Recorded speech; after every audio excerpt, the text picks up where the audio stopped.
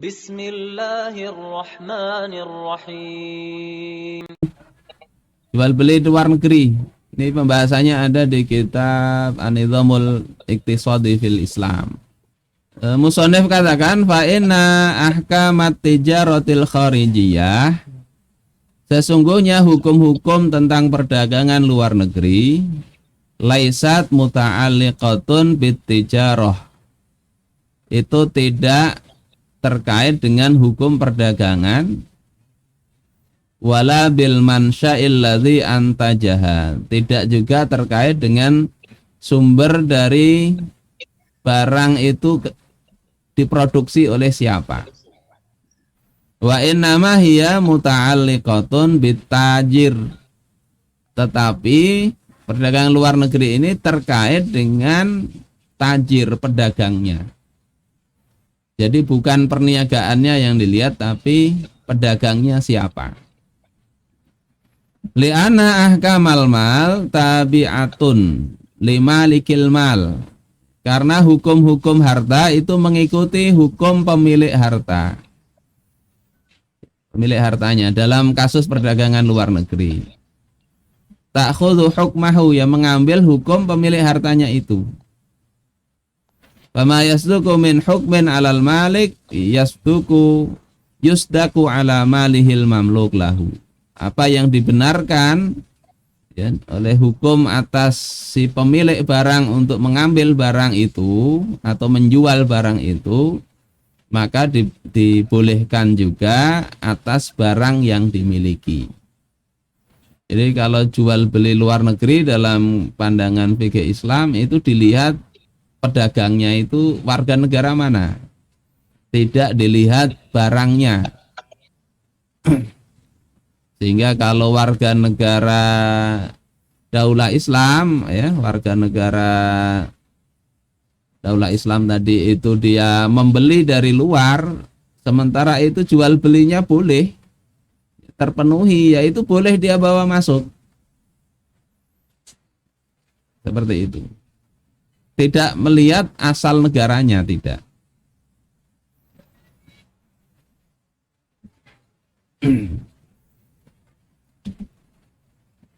Nah, ini rinciannya, amal ladzina hum min ri'ayat daulatil islamiyah fa innahu la yajuzu lahum.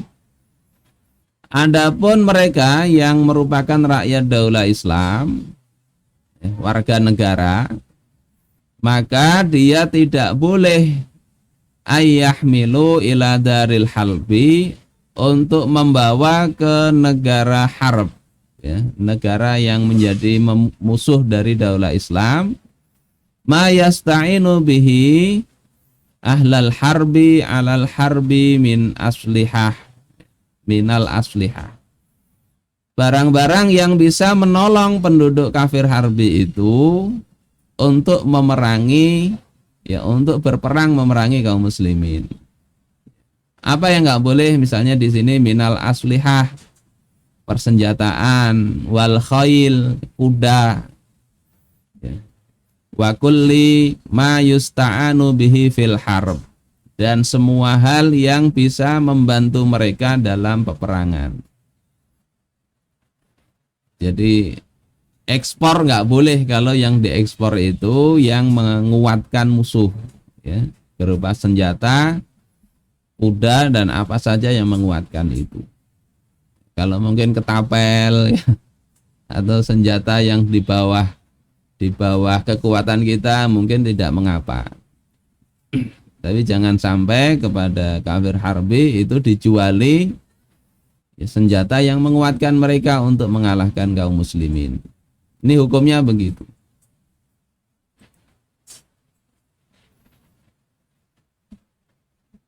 Wa amma hamlu ma ada dzalik, adapun membawa apa selain itu, min anwa'it tijarah, dari jenis-jenis perniagaan, kasyabi, seperti pakaian, wal mata ya, dan benda-benda yang lain ya, wa nahwi dzalik ya, dan selain ini ya, ilaihim, kepada penduduk kafir harbi, fa innahu yajuz, maka boleh Li'anna Rasulullah sallallahu alaihi wasallam amara Sumamah. Karena Rasulullah sallallahu alaihi wasallam itu telah memerintahkan Sumamah, nama sahabat, ayyamira ahla Makkah wahum harb alaih wahum haraba alaih, untuk lewat ya, yakni menjual kepada penduduk Mekah padahal mereka itu memerangi Rasulullah sallallahu alaihi wasallam. Jadi boleh jual beli ke sana. Wali in idami maknal imdad wal i'anah lil harbi, karena di situ tidak ada makna membantu atau menguatkan mereka dalam peperangan. Jadi jual beli yang lain boleh walaupun perang. Jadi pemboikotan itu pemboikotan negara, bukan pemboikotan produk. Wali anna tujaral muslimin kanu yadkhuluna darul harbi litijarah fi ayyamis sahabah. Alasan kedua, karena para pedagang kaum muslimin mereka itu masuk ke negeri Darul Harbi pada masa sahabat. Wa ala mar'in wa masma'in minhum, dan mereka itu dilihat dan didengar, artinya berita itu sampai saja, min ghairi dhuhurir rad wal ingkar alaihim, tanpa adanya penolakan dan pengingkaran atas pedagang-pedagang tersebut oleh para sahabat. Andai nggak boleh, tentu para sahabat ini yang jualan ke negeri-negeri kafir harbi tadi tentunya nggak boleh dong. Ma'annahu mimma la yaskutu an mithlihi sahabah law kana ghaira jaiz. Padahal ya, ini adalah perkara yang para sahabat nggak akan diam andai perdagangan seperti itu tidak boleh. Sahabat itu nggak bisa diam kalau ada melihat kemungkaran, tapi mereka diamkan itu. Fasukutuhum an dzalik ma'a ilmihim bihi yu'tabaru ijma'an sukutian. Maka diamnya para sahabat atas hal tersebut itu dianggap sebagai ijma' sukuti, yakni konsensus sahabat yang membolehkan ya seorang muslim membawa menjual barang kepada kafir harbi. Fayajuzu litujaril muslimin wal dhimmiyin ay yukhriju at-ta'ama wal mata'a kharijal biladi litijarah. Maka boleh bagi pedagang-pedagang kaum muslimin maupun kafir dhimmi, yakni rakyat non-muslim dalam daulah Islam, untuk membawa keluar atau mengekspor makanan dan barang-barang selain senjata yang menguatkan mereka ya, untuk keluar negeri, untuk dijual ke luar negeri. Jadi kalau rakyat itu bebas, mengekspor bebas, kecuali tadi senjata. Kemudian yang kedua, kecualinya di sini illa antakuna mimma tahtaju ilaihi ra'iyah, kecuali apa-apa yang dibutuhkan oleh rakyat liqillatihi, karena sedikit, fayumna, maka itu dilarang. Misalnya kayak yang terjadi di negara tertentu, misalnya presidennya melarang batu bara jangan diekspor, tapi ada menterinya ngeyel. Nggak tahu itu kenapa bisa terjadi begitu.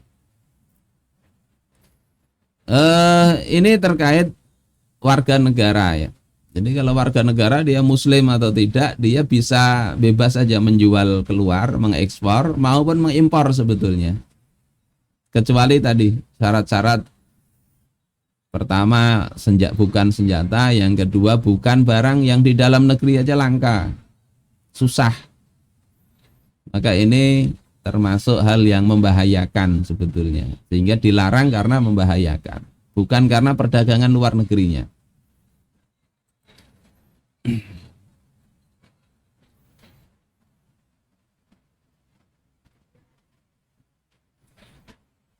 ada kisah Sumamah bin Usal. Setelah dia masuk Islam, dia itu memboikot nih, la ta'tikum minal yamama habbatu hintah hatta ya'zana fiha nabiyyu sallallahu alaihi wasallam. Kalian itu tidak akan dapat hintoh gandum dari Yamamah hingga Rasulullah mengizinkan. Kemudian dia keluar, tsumma kharaja ilal Yamamah famana'ahum ayyahmilu ila Makkah syai'an. Beliau keluar ke Yamamah dan melarang penduduk Yamamah untuk membawa atau mengekspor sesuatu pun ke Mekah. Fakatabu ilan Nabi sallallahu alaihi wasallam.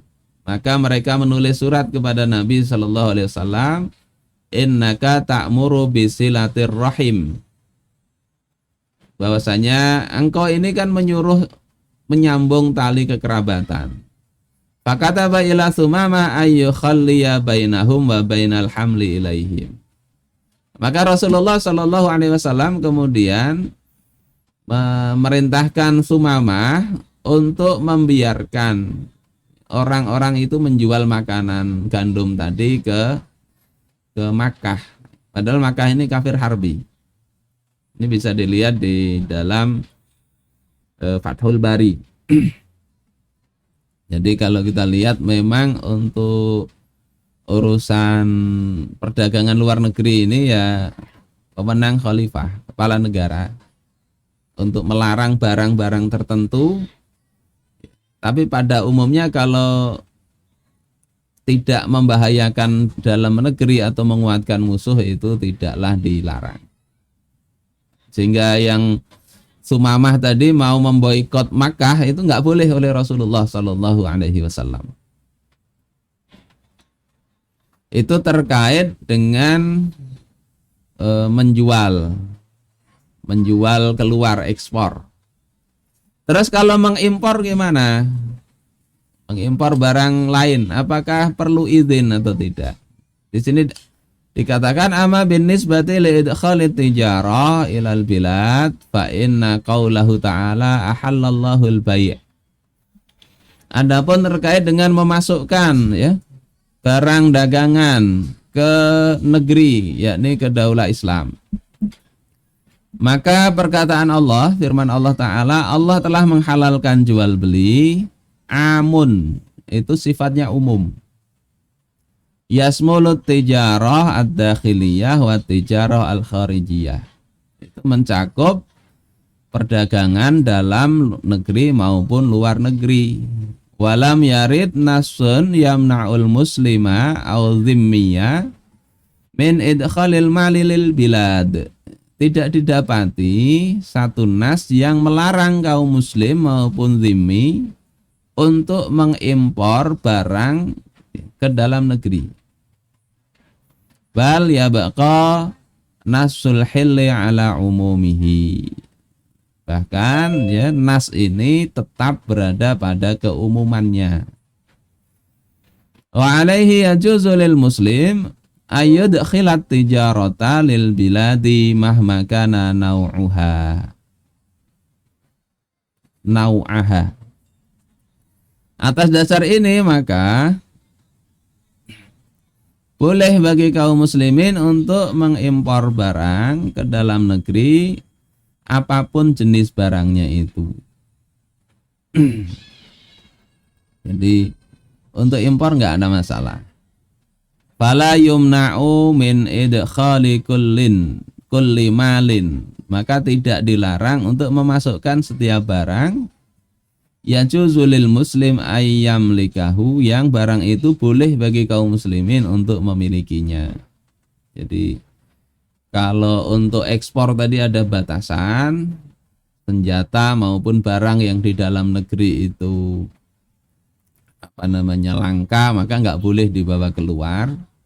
Kalau untuk mengimpor tidak ada alasan, asal itu barang yang boleh dimiliki oleh seorang muslim atau dhimmi, sehingga nggak ada masalah di situ. Nanti tapi di kitab yang lain ada penjelasan kalau barang di dalam negeri membanjiri gimana? Membludak. Nah, itu boleh juga negara melarangnya. Itu dalam rangka apa? Melindungi produksi dalam negeri.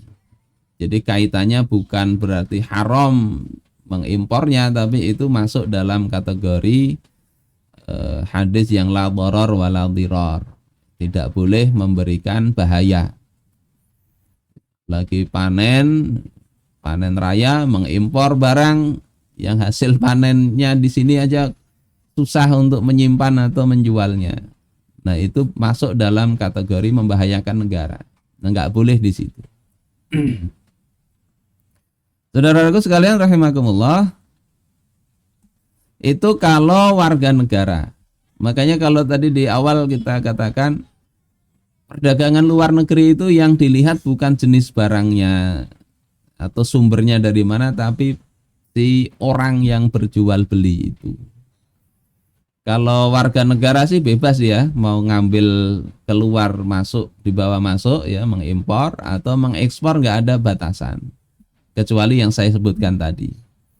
Adapun kalau warga negara asing ya, maka warga negara asing itu ada dua kondisi. Yang pertama itu al-muahidun, orang kafir yang negaranya itu ada perjanjian. Fa innahum yu'amaluna fit tijaratil kharijiyah bihasabi nususil muahadah al-ma'qudah ma'ahu. Mereka itu diperlakukan dalam perdagangan luar negeri itu sesuai dengan klausul perjanjian yang diadakan dengan mereka. Jadi gimana perjanjiannya itu diterapkan. Itu kalau pedagang luar negeri, pedagang yang bukan negara kita. Yang kedua, kalau kafir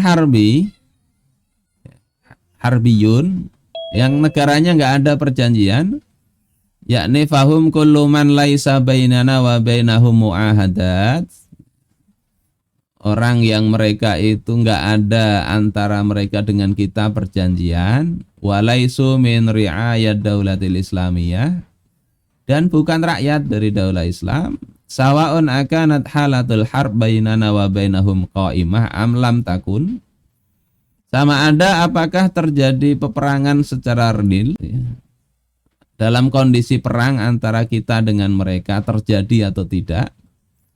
Fahum yu'tabaruna bin nisbati lil muslimin harbiyin, maka mereka itu dianggap ya, kalau terkait dengan kaum muslimin mereka dianggap sebagai orang kafir harbi. Jadi ya, kafir harbi. Ila annahu in kanat halatul harbi bainana wa bainahum qaimah bil fi'li. Hanya saja ketika terjadi peperangan antara kita dengan mereka secara real, fayu'tabaruna ka'i'tibari man nashtabiku ma'ahum fil ma'rakah. Maka mereka itu dianggap ya sebagaimana musuh yang ketemu dalam perang. Na'khudhu asrahum wa naqtulu man nadhfaru bihi illam yakun a'ta amanan.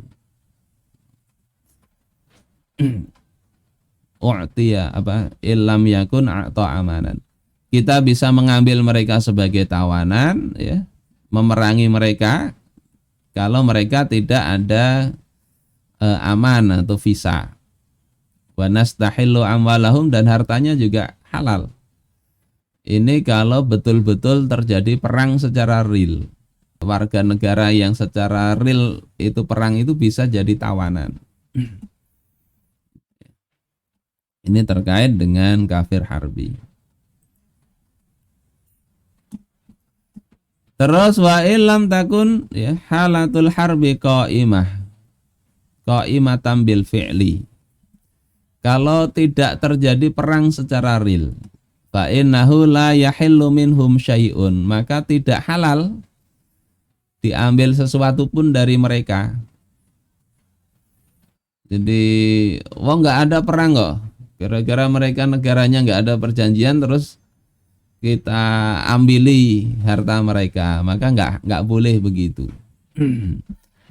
Illa man dakhala biladana bi ghairi aman.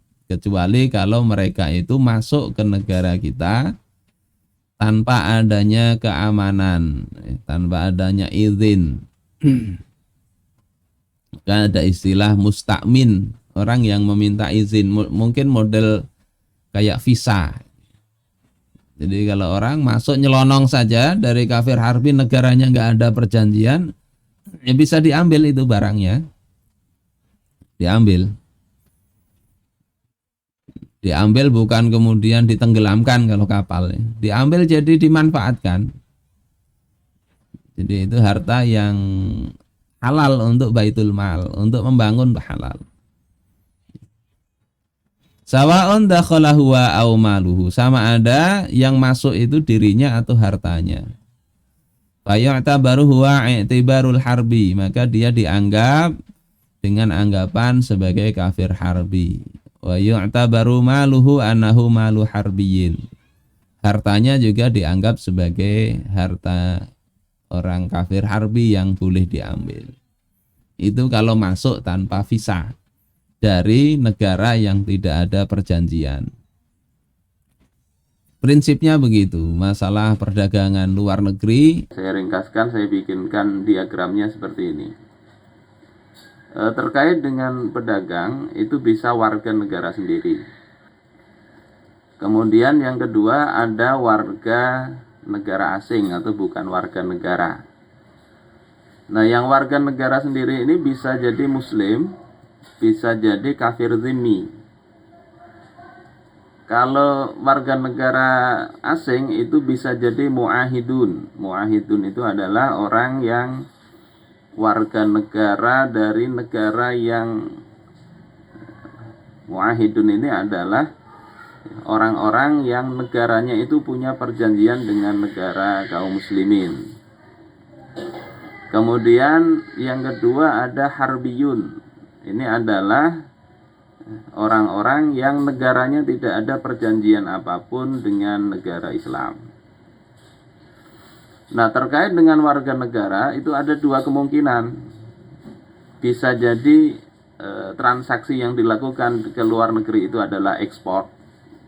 Barang di dalam negeri dijual keluar. Maka hukumnya ini boleh. Karena jual beli itu boleh. Asalkan ada dua syarat ya, yang beliau nyatakan. Yang pertama, bukan senjata yang memperkuat musuh untuk menyerang kaum muslimin. Ekspor senjata itu tidak boleh kalau senjatanya itu bakalan memperkuat musuh. Tapi kalau senjatanya itu kira-kira tidak bakalan bisa menjadikan mereka menang melawan kita, maka tidak apa-apa diekspor ke sana. Kemudian yang kedua, itu barangnya adalah bukan barang yang sedikit di dalam negeri sehingga sangat dibutuhkan rakyat. Di dalam negeri saja kurang, apalagi diekspor, maka tidak boleh ya dalam hal yang demikian itu. Ini terkait ekspor. Tentunya ini semua untuk barang yang halal ya. Kemudian yang kedua, terkait impor, maka warga negara baik dia muslim maupun kafir zimmi itu dia boleh mengimpor dari mana saja. Tentunya barang-barang yang dihalalkan bagi pengimportnya. Ini di dalam Saksiyah Islamiyah juz 2 dinyatakan memang ada nanti kaidah doror ketika di dalam negeri misalnya produksi gula itu melimpah, terus ada yang mau merusak dengan cara mengimpor gula dari luar, maka itu termasuk yang boleh dilarang. Tapi pada prinsip awalnya adalah boleh mengimpor. Kalau ada larangan itu berarti ada hal yang lain, tidak semata-mata masalah bisnis, tapi itu dilihat mungkin ada penjajahan ekonomi dan sebagainya. Ini terkait warga negara. Adapun yang bukan warga negara, kalau negaranya itu punya perjanjian dengan Daulah Islam, maka warga negara tersebut diperlakukan sesuai dengan klausul perjanjian tersebut. Kemudian kalau dia negaranya tidak ada perjanjian, maka ada dua kondisi. Ya, kafir harbi ini ada dua kondisi. Yang pertama, kalau terjadi perang secara real, dan yang kedua, kalau tidak terjadi perang secara real. Ini dua kondisi yang beda hukumnya. Kalau terjadi perang secara real, maka jiwa dan harta warga negara tersebut itu halal. Sebagaimana Rasulullah Shallallahu Alaihi Wasallam ketika terjadi perang dengan Mekah, kondisinya kondisi perang, maka beliau bisa menghadang ekspedisinya Abu Sufyan, karena harta mereka boleh diambil dalam peperangan, itu boleh begitu, kecuali bagi mereka yang ada al-aman, dapat visa, dapat jaminan keamanan. Ini yang dalam istilah fikih nanti disebut mustakminin, orang yang dapat jaminan keamanan. Itu kalau perang secara real.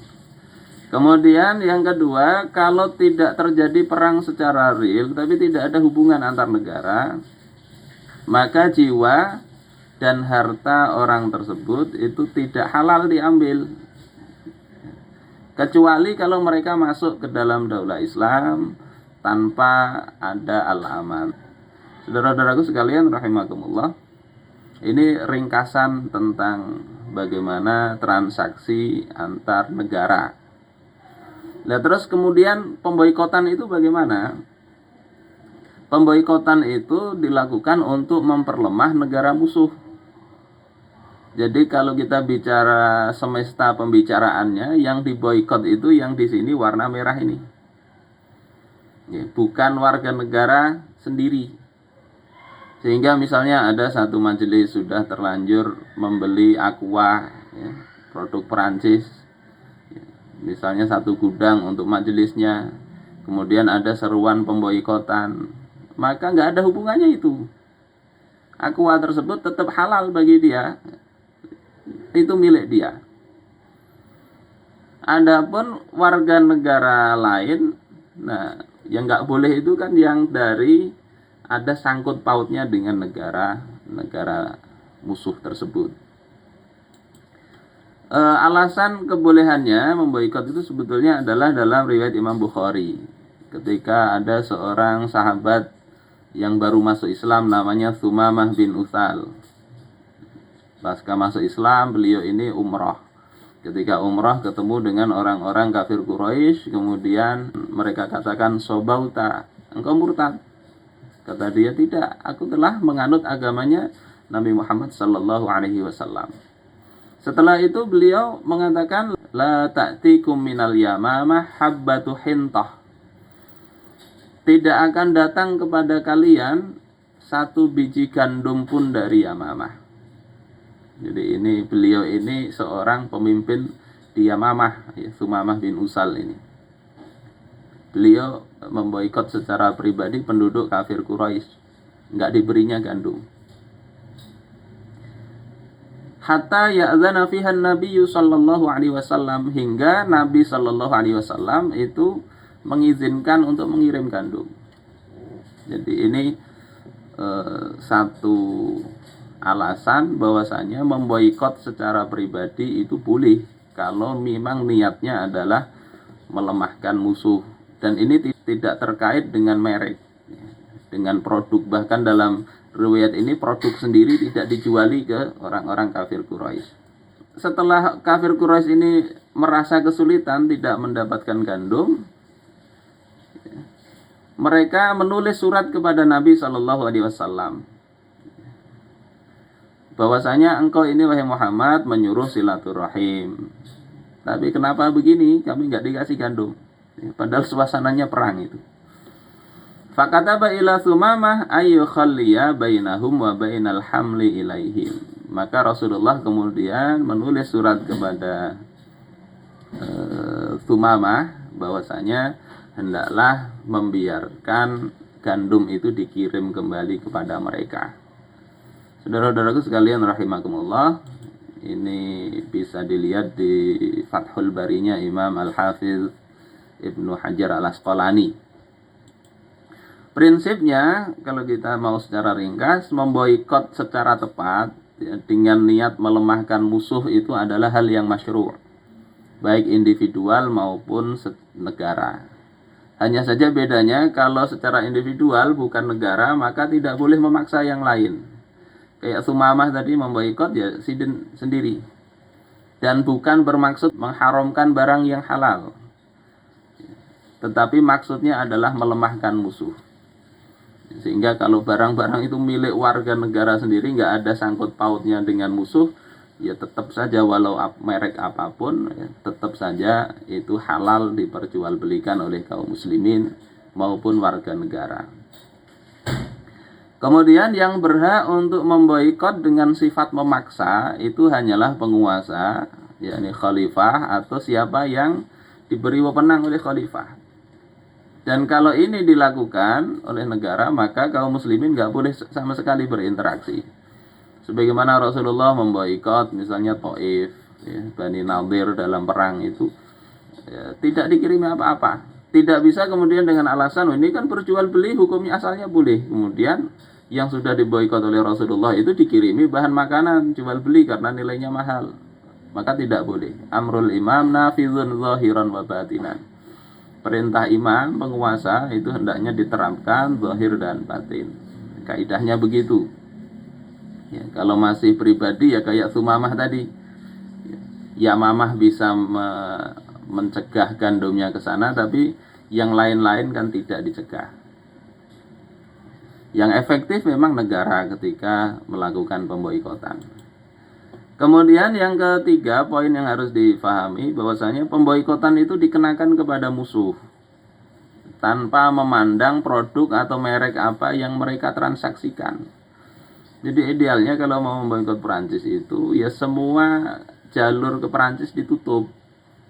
Adapun barang Perancis yang sudah ada di Indonesia itu tetap halal aja ditransaksikan. Itu sudah milik warga negara sendiri. Yang tidak boleh itu misalnya ada royalti mau dibayarkan ke sana, itu yang diboikot. Ada barang produksi sana mau ke sini, itu yang tidak boleh. Ada barang sini ya apapun mereknya yang mau dikirimkan ke sana yang itu kira-kira menguntungkan mereka, itu yang di stop. Jadi ini tidak terkait merek. Mereka mau jualan apapun di negeri ini nggak boleh, baik jualan produksi merek mereka maupun jualan produk-produk kita. Mau jualan pisang goreng, nggak odading, nggak ketupat kandangan atau apa, tetap juga nggak boleh. Ini baru boikot yang syar'i. Insyaallah begitu. Allahu a'lam. Assalamualaikum warahmatullahi wabarakatuh.